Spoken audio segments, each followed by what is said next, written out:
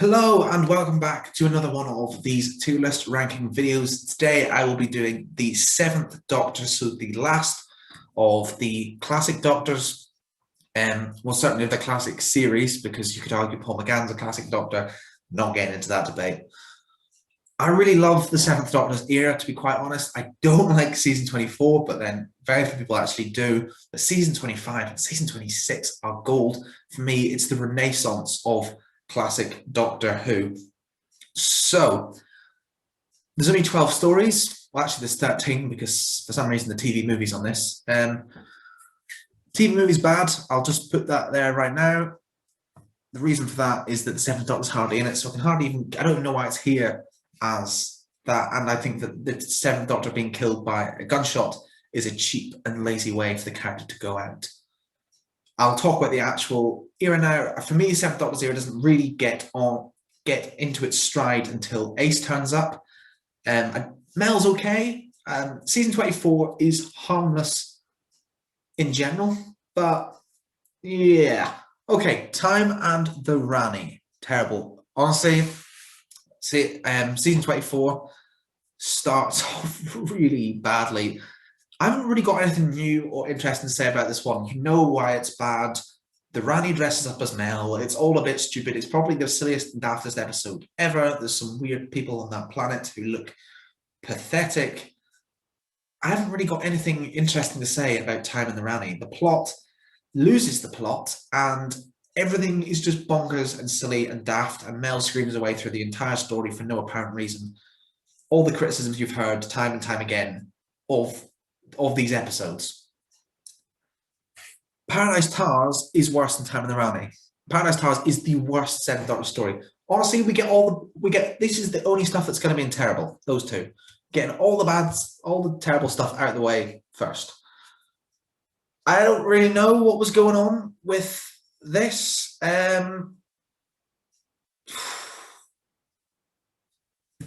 What Richard Breers hams it up to 100. The wonderful Richard Breers hams it up to 100 until the point where I think he makes Graham Crowden in The Horns of Nimon feel like he's doing a very subtle, nuanced performance. He is so camp and over the top in this. The plot is stupid. The villains are awful. It's pastiching a very famous book, but not very well. There's the weird robot in the swimming pool. There's the cleaners, red Kangs, blue Kangs. I have no time for this story whatsoever.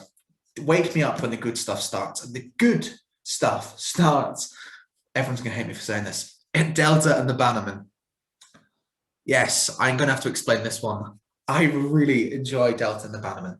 In a weird, I know that it's crap, but it's also so fun kind of a way. You know, it is stupid, it's daft, it's silly, but it has this really hilarious tone to it. It's fun, it's funny. It's probably Mel's best episode. It features Ray, one of the greatest companions that we never had from the classic series. Genuinely a great, I mean, I don't know, it's not really, the classic series, I've never really thought about companions that we should have had in the same way about New Who, but, you know, Ray, Duggan, and Isabel Watkins, those people are the ones I can think of.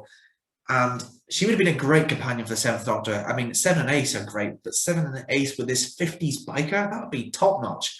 And this whole story is just so fun. It's got this unique flavor to it.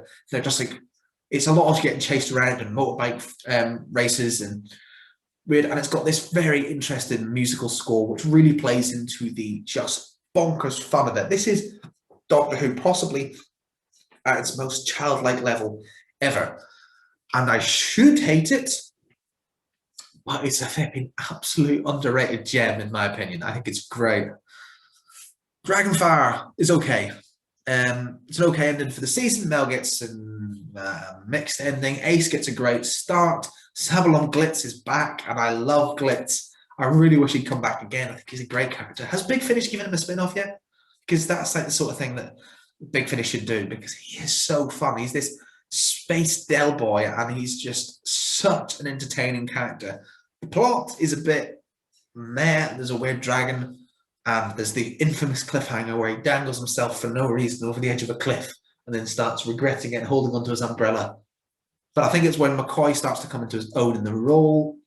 He does sort of basically mess it up, not mess it up, mix it up in season 25. But when you start to see the more Machiavellian element in his character, Ace is amazing. So even though the plot itself is nothing even remotely special, McCoy and Ace are saving it, which is actually a common theme through the weaker plots later on. That even in those weaker moments, McCoy and Ace, I would watch them do anything. Literally, there's not a single, they could just be going down to the supermarket and I'd be intrigued. In fact, they do in Survival. McCoy just goes into the shop and buys some cat food or something. And I'm intrigued because it's McCoy. He's easily one of my favorite doctors. I'll get to doing that tier list at some point. But he's so good. He's just such a brilliant. And Ace was in my top tier for companions when I did that as well. Remembrance of the Daleks, absolute classic. This is, if you take it, Behind the City of Death, this is my second favorite Classic Who story ever. This is the best Dalek story ever. This is fun and dark and thoughtful and just an absolute blast. If I could be here forever talking about this. If I talk about all the stuff I love, the Hand of Omega, the Ripples speech. Oh, that's so good. Brilliant guest cast, interesting action. Special weapons Dalek is incredible when it just blows things up. It's so good. I absolutely love this story. It actually has some interesting things to say about important topics such as racism and fascism. Oddly enough, with these sort of neo-Nazi groups, but not in the awful way that Silver Nemesis later did those groups, but these people who have sort of got fascistic leanings, who are trying to manipulate events for their own. Beautiful Dalek designs. The white and gold Daleks are the best design ever. The Special Weapons Dalek is my favorite Dalek ever. The Dalek action sequences in this story are my favorite ever. Daleks fighting Daleks. It's brilliant. The effects are great. There's some great cliffhangers. Ace is top. Ace batters a Dalek with a baseball bat.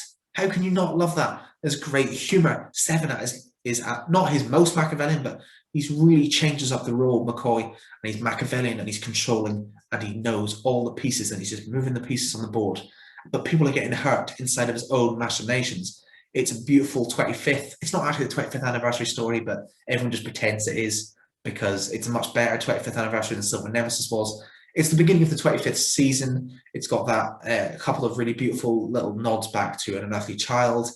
And McCoy and Sophie Aldred, and everyone is just on top form. This is my favorite McCoy story. It is so good. I could be here forever talking about how good it is, but I have to move on to the Happiness Patrol, which is also good. Very good, actually, I would say. It is, I believe, it was described as a pink noir. I think that's a very good. It's sweet and sickly in its dystopian happiness. This idea of society where it is illegal to be sad, and the importance and the value of being sad and why that gives happiness being value. It's a very interesting plot. People always show clips of the Candyman when they talk about how Doctor Who had totally fallen off the wagon, and I've seen the Happiness Patrol get slagged. I think it's a great story with a lot of very interesting things to say about those topics. And yes, the Candyman looks a bit silly, but it's also actually find quite chilling in a weird way. I think it's a great villain, and as much as it's kind of camp and the ways that it's killing people by putting them in suites and filling them up is all sort of very camp. It's also, I think, I don't know if this was kind of the point, but it's almost like this idea of nice capital punishment. This idea that, oh, we don't hang people anymore. An American idea, I suppose. We don't hang people anymore. We don't take people out and shoot them by firing squad or chop their heads off. That's inhumane. No, we strap them to a chair and kill them in a nice way. I don't know if that's what it was trying to say, but that's what I got out of it. All these sort of subtle ideas. Helen A is a great Margaret Thatcher parody. I just find this story really underrated. I think it's a very, very good story, and it's got a lot of very interesting things to say, and I have a lot of fun with it. It's a fun, dystopian, cheesy, quirky, interesting tale, and the McCoy era is in full swing at this point. Full swing. Unfortunately, the swing sort of just comes to a bit of a grinding halt with Silver Nemesis, which is bad, I'll admit. The why do I keep getting these emails? Which is bad. I will be totally upfront about that. But I still find, actually, no, I'm putting an okay. I'm putting it in okay. I don't care. Because it's fun. Southern Nemesis is so stupid and it doesn't make any narrative sense, but I still enjoy it because it's quite fun. Ace with a slingshot, Ace with a fez. There's way too many plot elements going on. You think they'd have learned their lesson after a couple of seasons ago with Colin Baker, but there was this weird fascist group, and there's this weird thespian from the past, and then there's also the Cybermen, and none of those groups feel remotely like a good villain, and they're all wasted potential. Maybe it should be bad, I don't know. But McCoy and Ace are great, again, and this is what I was talking about. They can elevate any story. One of my favourite moments in all Classic Who is when they are jamming the Cybermen's signals with jazz music. And I don't know why I enjoy it so much. It's basically a retread of Remembrance of the Daleks. And it should be in bad, but McCoy and Ace are pushing it into okay. Okay, right. So, The Greatest Show in the Galaxy. Great. Meta, interesting, creepy, a very good commentary on the state of the show and about fandom and about all these different things. But it's also just a really good story. The Great Clown is creepy. There's some very interesting things being done with McCoy and Ace. Very interesting side cast. I really enjoy this one. It's got a very unique feel. And there's not a single other story in all of Classic Who, in my opinion, that, or even New Who, that feels as bizarre and slightly unsettling as The Greatest Show in the Galaxy. It's a very interesting one, and it looks great. There's some brilliant explosions and some brilliant stuff going on. But ultimately, since I've discovered that it was a commentary on the show, I think I've earned a new layer of respect for it in that respect, because, you know, that kid that comes to it who's like the only fan left, and even he's disappointed when he gets there by how cheap it is and how and this show that everyone used to love and think was the greatest show in the galaxy, but no one comes and watches anymore. It's such a great take on the state of Doctor Who in the late 80s. And it's weird, it's so self-aware, but that's also what I love about it. Battlefield. Oh, could I put it in absolute classic? Yeah, I'm doing it. I don't care. I love Battlefield. I mean, it's playing to my personal preferences with sword fights and Arthurian battles and all those things, and adding that to Doctor Who with the Brigadier, and it looks great, and the music's great, and the Destroyer looks brilliant. I think this one is incredible. I think the set design's great all around. Gene Marsh is brilliant as Morgaine. There's some of the best Seventh Doctor moments in here. That speech that he gives about a fool's waiting to let death fly, about nuclear weapons, and about, is this war, is this honor, is this weapons that you would use? He's so good. He is incredible in this story. And again, he's sort of just playing people off against each other. I love the implication that the Doctor is Merlin, and this sort of alternative universe where it's closer to actual, it's not closer to fiction, it's closer to the mythology than it actually is to the real world. The mythology is closer to fact than it is to fiction, and they're coming out, and there's Morgaine and there's Mordred, and we don't actually see King Arthur, but we see Excalibur, and that just plays into my personal preferences as quite a huge fan of Arthurian legend and those kind of ideas. So maybe that's pushing it even higher, but honestly, the Brigadier is great in this. Nicholas Courtney's brilliant. The Get Off My World. I just do the best I can. That's what he says when he shoots the Destroyer, who looks amazing. That honestly, the best looking Classic Who villain, even if he's just there for a couple of seconds. And people say, oh, but he does nothing. Well, he's too powerful. If they'd let him do anything, the whole plot would be flipping done. The whole world would be over. The fact that he gets killed instantly is the only possible solution to that. And I love Knights versus Unit, some great looking stuff. There's some big battle sequences. Angela Bruce is great as the new Brigadier. I really love this story. And maybe it's not quite on the same tier as the absolute classics that I'm talking about here. And but I just personally, I love it. I utterly adore it. I really do. Ghostlight is okay, bad, okay.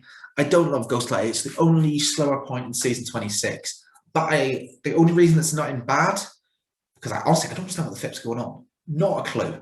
The only reason it's not in bad is I like the tone and the setting and the creepy nature, but there's some stuff in the story that I'm really not a fan of. The turning of the creationist vicar into a monkey really unsettles me.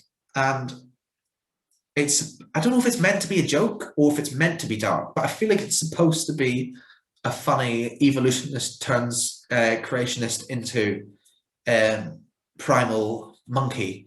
And it really is unnerving in my eyes. I don't know if that's just me, but also the actual, is his name Light? You know, the weird angel thing. I don't really get the plot that's going on there. I think they could have done a better haunted house story, but I love how dark McCoy and Ace are in this. Ace with that backstory about how she set fire to this house in the future and arson, and also McCoy because he learns what her biggest fear is and he takes her there on purpose so that she has to. It shows how dark and manipulative his doctor can be. And it also plays into, this is the beginning of a run of 3 successive stories that are all about Ace's past and Ace's backstory and really developing that. Season 26 is all about Ace. You know, you think it's the Clara show, this was the Ace show, and it'd been amazing at it. Curse of Fenric, absolute classic. I have nothing else to say. I have actually have a lot of other things to say, but it's not quite as good as Remembrance of the Daleks. Just in terms of personal preferences, because I think Remembrance of the Daleks is more fun. But I have still no idea to this day how in 4 parts, the Curse of Fenric was able to balance all of the different plot elements they've got going on, because there is so much stuff going on. Fenric, the Haimavors, the Russian team that are attacking to get the cipher, the British team who are electing the Russian team to get the cipher. So much stuff, and it's so dark. And I actually think that it's way ahead of its time in the things that it's saying. I've talked a lot about the politics of McCoy's era, but I think it's way ahead of its time in the fact that it discusses the immorality of the things that the British did during the Second World War. And that scene when he talks about, you know, you didn't lose your faith when German bombs were falling. You lost them when the British bombs started falling on German cities. And also the fact that the British are letting the Russians steal this cipher machine. And when they decode a certain word, the word being love, when they decode that word, they'll put that word deliberately in the thing and it will set off this gas that will wipe out the entire of Russia. That is so dark. And this whole story is unremittingly bleak and dark, and it looks insanely good. The Haimavor designs are immense. The scenes of the girls coming out of the water are so creepy. I love the Russian characters. I love the British characters. It's so good. And the stuff with Ace and her mother as a baby, all of that stuff is just, I mean, I think this is, Remembrance of the Daleks is my favorite story in this era, but I think this is probably the best in terms of the themes are so rich. Everything about this episode is so incredibly rich in its layering of its messaging and values. Yeah, I suppose so. The action sequences are great. Special effects are brilliant. Oh, I just love this story. I think it's so good. Maybe it would have been a better ending than Survival, but I still think Survival is great. And also a very poignant end. Bring Back the Master. This is Anthony Amy's best performance in the role, full stop. Because he's not got a good plot, you know, he still hasn't got an interesting plan, but his plan's just self-preservation, which I kind of like. He's not got some big theatrical, die, doctor, die. He's much more calculating and menacing, and that's what I really love about this performance and the animalistic tendencies that it adds. Some very good stuff for Ace with some pretty obvious lesbian subtext going on. There's a lot of great stuff in this story. I actually quite like the Cheetah People. It looks pretty good. The score is magnificent. Honestly, whoever was scoring season 26 just consistently knocked it out of the park. And I love those closing scenes of there are worlds out there where the cities are, I can't remember exactly what it says, but the cities made of song and planets made of sleep. Somewhere there's adventure, somewhere there's danger, somewhere else the tea's getting gold. Come on, Ace, we've got work to do. It's such a perfect end after 26 years of this show. And honestly, the show was cancelled when it was getting back to its best. I mean, you've just heard me gush about how much I love season 26's stories. And the show really was cancelled when it was getting really back to a peak. Honestly, if it continued to increase at this rate it was, season 27 would be unmatched by anything ever. I think season 26 is up there with the greatest seasons of this show. And honestly, there is a renaissance of Doctor Who under Sylvester McCoy with Sophie Aldred. Sophie Aldred was the first overtly feminist companion since Lalla Ward, in my opinion. There was, for it to go from Mel, Bonnie Langford, who was cast deliberately for her screen, to a character like Ace, who is the most well-developed, most nuanced character in Doctor Who, not just New Who, not just Classic Who, in Doctor Who, in my opinion. And she's well-developed without them ever trying to make her special or give her any special, Bad Wolf, the one who walked the earth, the most important woman in all creation, the girl who waited. We don't need any of those ideas. She's just an incredibly well-crafted character, both lovable, both likable, and yet both morally grey. Ace is morally grey, and she brings that out in the Doctor, but the Doctor is manipulative and Machiavellian and controlling, and I absolutely love this era. It started off with 2 terrible stories, but honestly, from that point onwards, just watch the whole thing. You can skip Time the Rani and Paradise Towers if you want, but after that, it is so good consistently. And like I said about Silver Nemesis and Ghostlight and Dragonfire, even when the plots aren't good, McCoy and Sophie Aldred can just elevate anything. And some of the greatest Classic Who stories of all time are in this era. So please feel free to tell me what you feel in the comments down below, or just tell me that I'm totally wrong about everything. I'm down for that. Tell me that Paradise Towers is a forgotten masterpiece, or Curse of Fenric is overrated garbage. Garbage, that's a yank. I can't believe I just said that word. That's a proper American word. I'm gonna have to wash my mouth out now. Anyway, thank you very much, and I will get back to you. We will not be doing the 8th Doctor because there's not enough stories, but I'll just be hopping straight onto the 9th Doctor next time, probably next week at some point. Thank you very much for watching, and yeah, goodbye.